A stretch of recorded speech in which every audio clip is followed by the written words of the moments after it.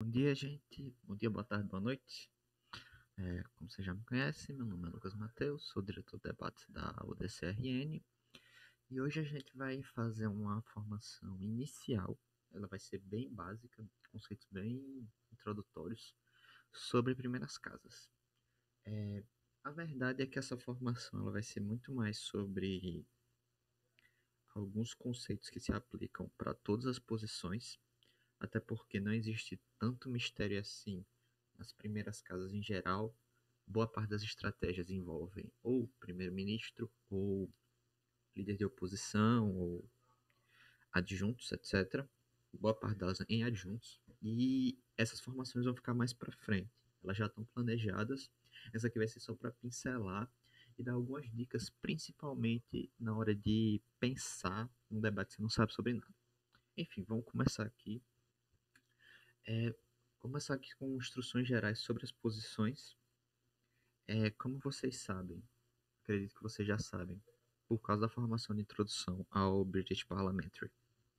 O primeiro governo ele tem a função especial de definir os termos da moção e de apresentar um modelo se necessário.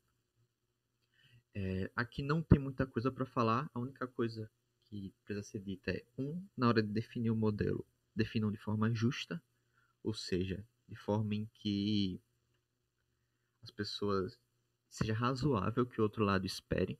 Então, você não vai definir usando o sentido figurado de uma palavra, usando uma forma de entender aquilo que a maioria das pessoas não sabe, que o eleitor médio não sabe. Em questão de modelo, eu sugiro que seja o mais sucinto possível. O modelo de 30 segundos já está mais do que bom.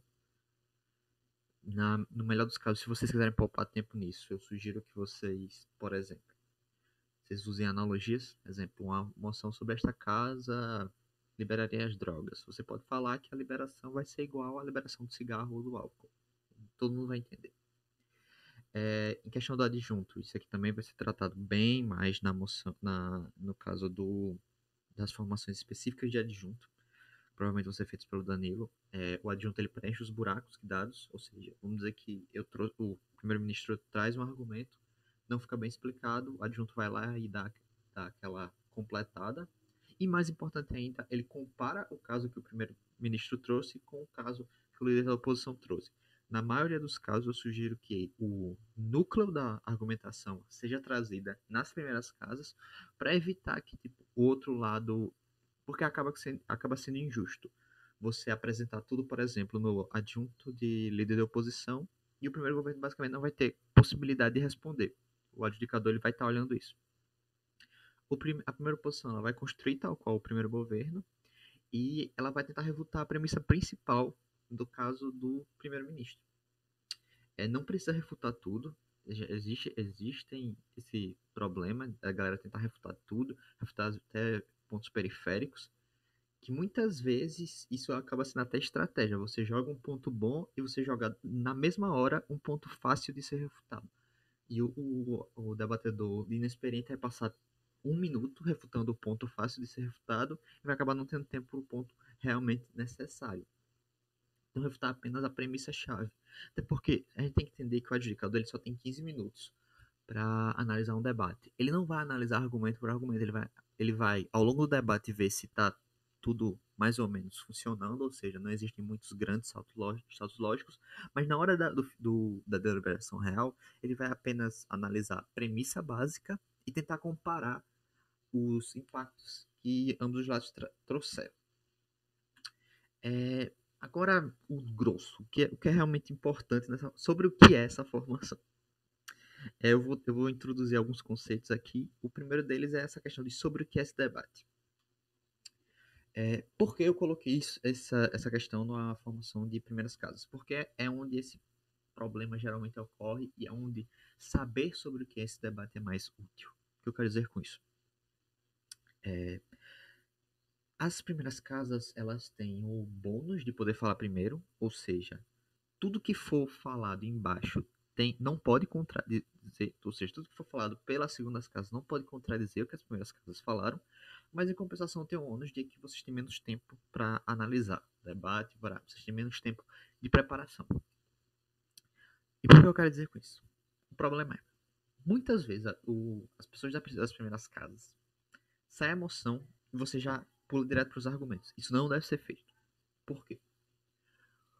Porque os argumentos, eles, antes de tudo, eles devem ser pertinentes ao debate. O problema é, quando você não analisa o debate de uma forma técnica ou de uma forma um pouco mais aprofundada, muitas vezes o que acontece é que você traz um argumento excelente, explica bem, traz impacto, tudo.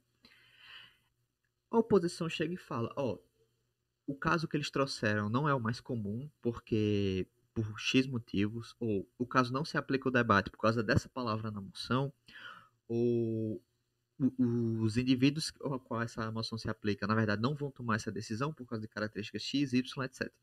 Ou seja, você basicamente gastou seu tempo todo para fazer nada, você provavelmente vai tomar um quarto.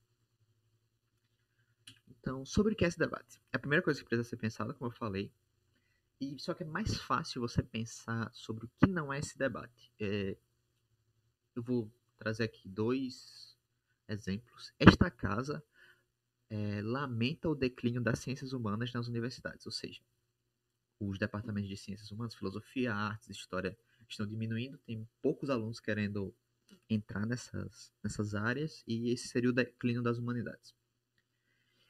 Esse debate é sobre uma comparação entre as ciências humanas e as ciências exatas. Se você parar para pensar, se você pensar um pouco sobre para qual tipo de indivíduo a moção vai ser aplicada, esse debate não é sobre isso. O que eu quero dizer com isso? Porque o indivíduo que normalmente iria para as ciências humanas, ele não vai de repente mudar completamente seu jeito de pensar e ir para uma matemática e para uma engenharia da vida. Porque pelo fato dessas áreas agora estarem em alta. Por quê? Porque o indivíduo que gosta das ciências humanas e quer esse tipo de conhecimento, ele necessariamente ele não tem, provavelmente ele não tem as características de alguém que se daria bem na matemática ou na engenharia. Qual é a conclusão, portanto, disso? Que o comparativo, ou seja, sobre o que é esse debate, o que é comparativo e o que não é entre o indivíduo fazer uma faculdade de história ou fazer uma faculdade de engenharia. É entre o indivíduo fazer uma faculdade de história ou fazer uma faculdade de direito, de administração, de economia, que são coisas que dialogam com as ciências humanas, mas que no caso da moção, devido ao declínio das ciências humanas, não estão tão disponíveis para os alunos. Ou seja, a partir do momento que os cursos de história e de artes eles deixam de estar disponíveis, seja por falta de verba, seja por falta de interesse do mercado, necessariamente o indivíduo vai procurar o quê? O mais próximo disso, justamente por quê? Porque o que ele gosta são as características que ele gosta de um curso. Ou seja, o comparativo, portanto, passa a ser entre um mundo dominado por ciências humanas e com as ciências exatas existindo, ou um mundo dominado por ciências humanas aplicadas e as ciências exatas existindo. Ou seja, o comparativo não é entre os benefícios que a sociedade teria se todo mundo fosse engenheiro. Não é isso. Segundo exemplo, esta casa lamenta a narrativa de que o amor é a única fonte de preenchimento na vida de uma pessoa. Você chega sobre o que é esse debate? Esse debate, você pode argumentar que ele não é sobre as pessoas que atualmente já estão num relacionamento, ou seja, a emoção não afeta essas pessoas. A emoção, ela, na verdade, afeta as pessoas que estão solteiras, ou seja, que não têm um relacionamento, ou seja, não tem esse amor romântico, e que por não terem se sentem excluídas da sociedade, ou seja, sentem vazias, justamente porque a sociedade está o tempo todo martelando. Você precisa amar para ser feliz. Você precisa amar alguém de uma forma romântica, você precisa casar para ser feliz. Ou seja, a emoção, ela é, na verdade, ela afeta diretamente não as pessoas que estão em um relacionamento, mas as pessoas que não estão num relacionamento e tem esse tipo de dogma jogado neles. Ou seja, aqui a gente está vendo para qual tipo de indivíduo a moção vai ser aplicada. A gente também pode tratar para qual tipo de contexto a moção vai ser aplicada. Por exemplo, se a gente tratar uma moção sobre economia, sobre, por exemplo, final do armorial, a moção era basicamente tratando sobre caso a sociedade tivesse uma grande crise humana, econômica, social, etc., a gente ia meio que criar uma ditadura temporária, e essa ditadura ia tentar, até que essa ditadura conseguisse resolver esse problema, essa grande crise. E eu era segundo governo, a gente tentou argumentar que a moção não se aplicava em países, por exemplo, uma Alemanha, os Estados Unidos da vida, países que têm instituições fortes. Por quê? Porque esses países não tendem a estar em crise. A moção ela se aplicava majoritariamente a países da África subsaariana, do Sudeste Asiático, etc., países subdesenvolvidos. Ou seja, a gente fez essa caracterização porque era vantajosa para a gente, não vou explicar o contexto, justamente para explicar em que tipo de contexto a emoção vai ser explicada. E por que é que isso é vantajoso? No contexto das primeiras casas. Isso é vantajoso principalmente porque. Como é que eu posso explicar? Porque como a primeira casa ela fala primeiro, e se você chegar e falar esse debate é sobre isso por motivos X, Y e Z, a segunda casa, ou seja, a pessoa que vem depois de você, não vai poder discordar. Se você fala, esse debate não é sobre economia, e a segunda casa chega e fala, esse debate é sobre economia, necessariamente ela vai estar dando backstabbing, ou seja, isso vai ser desconsiderado. Em outras palavras, você afunila os tipos de argumentação que a segunda casa pode trazer, o que aumenta as chances de você esvaziar ela completamente. Que é o melhor cenário para uma primeira casa. Você esvazia quem vem depois de você, ou seja, pelo menos não garante quarto. Passar agora. Esta casa lamenta o declínio das ciências humanas, esta casa lamenta a tarde e vê que o amor é a única fonte de preenchimento na vida da pessoa. Foi um exemplo que eu trouxe. Agora sobre os burdens. O que são burdens? O que é um burden? Basicamente é o que o juiz precisa acreditar para que você vença o debate. Ou seja, você fala, eu preciso provar isso, e se eu provar isso, o juiz vai provavelmente me dar o primeiro lugar. Se aplica a quem? Aqui vai um detalhezinho. Se aplica a ambas as equipes. Não só você vai pensar nos seus burdens, como você vai pensar nos prováveis burdens do outro lado. Ou seja, não basta você explicar por que você provou o seu burden. Porque se a outra equipe também provou o burden dela, fica mais complicado. Então, você tem que provar também por que o seu burden é mais importante ou porque a outra equipe não provou o burden no mesmo nível na qual você provou. E aqui um exemplo. Esta casa apoia a tortura de suspeitos de terrorismo em ordem de conseguir informações, que seriam os burdens daqui. O governo provavelmente vai ter que provar que a partir do momento que a gente tortura essa galera, a gente vai conseguir informações especiais que a gente não conseguiria de outras formas, e aqui é importante. Ou seja, você tem que explicar porque só aplicando a moção que aquele burden vai ser provado, ou seja, não tem outros meios. E a partir do momento que a gente consegue essas informações, a gente consegue salvar um grande número de vidas. Enquanto a oposição, por sua vez, vai ter que provar que é injusto torturar alguém, principalmente nesse caso, porque aqui a gente está tratando apenas de suspeito, ou seja, não são pessoas que foram condenadas por terrorismo. E ambos vão ter que provar por que essa moralidade, essa justiça de não torturar alguém, mesmo quando, independente das consequências, é mais importante do que as vidas que vão ser salvas, nesse caso. Que nos leva a métricas. O que são métricas? Métrica é o critério sobre o qual você quer que o juiz meça o debate. E aqui, quando você tenta ver isso, acaba que fica bem parecido com o burden. O que é um burden, né? Então, vou explicar qual é a diferença entre a métrica e o burden. O juiz, quando você vai olhar o manual do WDC, como é que você compara duas equipes? Primeira coisa que você faz é ver se elas escolheram a mesma métrica. Ou seja, se o governo pega uma moção e fala, não, isso vai ser métrica. Vamos pegar um exemplo. Aquela moção que vocês debateram sobre as favelas. Era uma moção sobre a gente legalizar a favela, ou seja, colocar infraestrutura na favela que tá, ou tirar aquela galera daquela situação e colocar em outro canto. Ambos os lados podem muito bem escolher a mesma métrica e trazer, a gente prefere deixar essa galera onde tá porque é mais barato, porque a gente não precisa construir tudo do zero. enquanto que o outro lado também pode falar, não, a gente também quer porque é mais barato. Mas é mais barato por quê? Porque a favela geralmente está num local de difícil acesso, ou seja, no morro. Ou seja, é mais barato a gente colocar num canto em que a gente não vai ter que se preocupar com a segurança daquelas edificações, com o acesso dessas pessoas, etc. Percebam que ambos os lados estão tentando provar a mesma métrica, ou seja, que é mais barato a gente construir ou é mais barato a gente deixar onde está e só ir adicionando coisa, adicionando infraestrutura, mas eles necessariamente não estão tentando provar os mesmos burdens.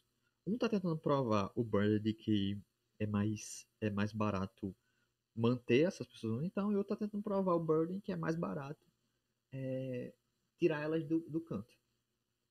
Segunda diferença com burden.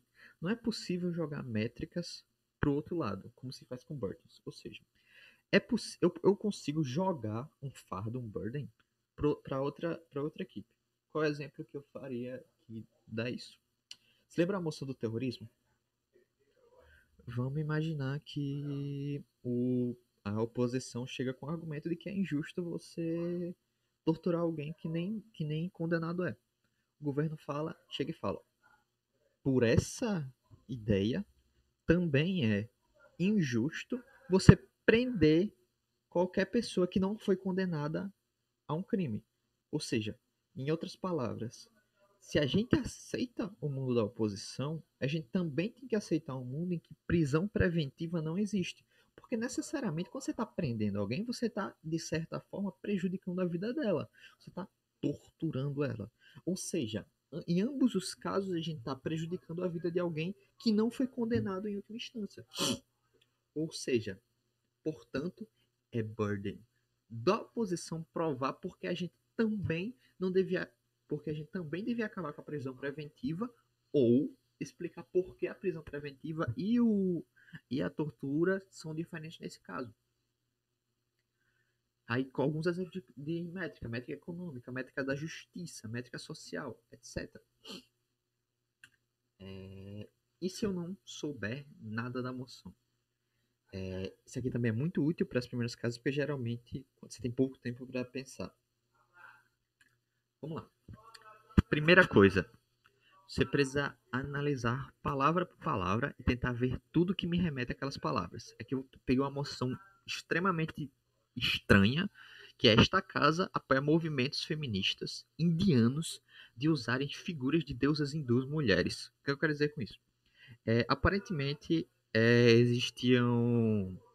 existiam alguns movimentos na Índia em que as feministas elas usavam a iconografia de certas deusas que, por exemplo, tem uma deusa lá que as imagens dela é ela em cima do corpo de um homem e o marido dela é completamente submisso, ou seja, deusas que basicamente matam homens, etc.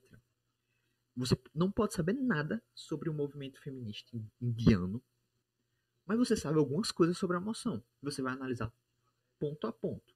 Você vai pensar o que é que você sabe sobre movimentos feministas, o que é que eles querem, o que é que eles não querem. Eles querem a subjugação do homem frente à mulher ou eles querem a igualdade? Você não pode não saber nada sobre o movimento feminista indiano, mas você sabe alguma coisa sobre a Índia. Você sabe que lá é hindu, você sabe que lá é politeísta, você sabe que lá existe o sistema de castas, você sabe que lá provavelmente é uma sociedade extremamente conservadora. Não sabe nada sobre essas figuras de deusas hindus mulheres, mas você pode saber coisas sobre a religião hindu. Você pode saber que ela é politeísta. Quais são as coisas sobre o politeísmo que podem me ajudar a pensar nessa moção? Ou seja, tudo isso são coisas. Porque geralmente a emoção. Quando a emoção é muito difícil, é porque ela está tratando de algo muito específico. Ou seja, um contexto muito específico, algo muito raro, ou que acontece só em um canto do mundo, ou que acontece só em ocasiões especiais, etc. A questão é: se é algo se é um contexto específico, necessariamente vai ter um contexto geral em que aquilo é aplicado. E você provavelmente vai saber algo sobre o contexto geral. Segunda coisa, analogias. Que outros casos eu conheço que são parecidos com o caso da moção? E aqui eu vou tratar, por exemplo, aqui é uma moção bem bizarra. Esta casa para o uso de Saving Siblings. O que seria isso? Você tem uma criança, você tem um filho, esse filho é doente. Ele, sei lá, ele tem alguma doença crônica que ela pode ser curada com transplante. Aí o que você faz? Você faz uma refertilização in vitro de outra criança, uma criança que possa ser compatível geneticamente com o primeiro filho, e você transplanta alguns dos órgãos dessa outra criança para o seu filho. A moção, nesse caso, ela estava explicitamente trazendo de que ambas as crianças vão sobreviver sem maiores complicações. Então, numa primeira olhada, você pensa, poxa, qual o problema então? Eu estou criando uma vida, estou salvando outra vida e não estou tendo problema nenhum. Só que aí você pode pensar, e o transplante normal? O que é que eu sei sobre o transplante normal e o que é que eu posso aplicar aqui? Quais são os casos em que o transplante normal não é permitido? Aí você pensa, o transplante normal ele não é permitido nos casos em que a pessoa não consente. E nesse caso do Saving Siblings, a criança não está consentindo. Por que é que nos casos normais a gente não aceita que o Estado obrigue alguém a se transplantar, mesmo se essa pessoa estiver morta? Aí você vai pensar nisso. Ou seja, quando você pensar em tudo isso, você vai basicamente ter um caso de oposição para essa moção. Por quê? Porque a gente pode perceber que esse é um caso em que a pessoa está tendo seus órgãos transplantados contra a vontade e, e pior, nesse caso a pessoa está viva. Ou seja, se no caso do transplante normal, nem se a pessoa estiver morta, o Estado tem o direito de tirar os órgãos dela, porque nesse caso ele vai ter. Estado ou, no caso aqui, os pais, né? Segundo ponto, segundo exemplo, esta casa apoia que os líderes religiosos sejam eleitos. Beleza, eu posso não saber nada sobre líder religioso, mas eu provavelmente sei alguma coisa sobre democracia. Ou seja, por que é que a gente apoia eleição? Esquece os líderes religiosos, quer dizer, esquece os religiosos e vê por que a gente apoia que líderes sejam eleitos. Aí você provavelmente sabe por que a gente apoia, seja porque para as pessoas que são mais afetadas terem algo a dizer sobre quem controla suas decisões, mil e um motivos pelo qual a gente gosta que os nossos líderes sejam eleitos. Literalmente, democracia. Você, se você é um debatedor, você provavelmente sabe o que é uma democracia. E por que ela é boa, por que ela é ruim. Então, a única coisa que você vai fazer é transplantar essas coisas que você já sabem sobre o caso geral, ou seja, sobre a analogia, e porque a gente gosta que os nossos líderes políticos sejam eleitos, e vai tentar adaptar aos líderes religiosos. Você pode falar que provavelmente você vai conseguir explicar as mesmas coisas. Por quê? Porque o líder político ele infere nas nossas decisões. O líder religioso também.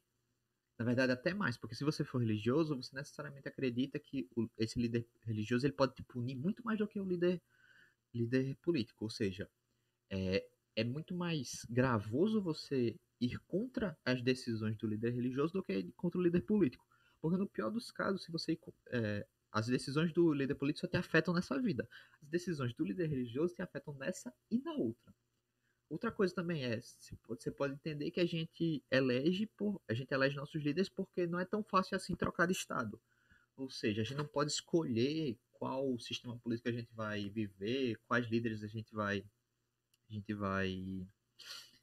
vai seguir, justamente porque não tem como eu deixar de ser brasileiro. Ou pelo menos é muito difícil eu deixar de ser brasileiro e passar a ser sei lá, americano, ser britânico. Portanto, se a gente não tem como trocar de estado, a gente vai ter que trocar de líder. No caso do líder religioso, é a mesma coisa. É muito difícil você trocar de religião. Aí você vai ter que explicar todo o contexto. Seus pais são da sua religião, as pessoas com que você convive são da sua religião, etc. Percebam que todos os motivos pelos quais a gente escolhe um líder político, que ele seja eleito, também se aplica a um líder religioso. Portanto, você não pode saber nada da moção. Mas se você sabe a analogia, você consegue construir um caso. Com isso eu encerro meu discurso. Eu espero que vocês tenham gostado. E é isso. Essa foi uma formação bem básica. Eu acho que ela foi bem curta. E a gente vai ter mais.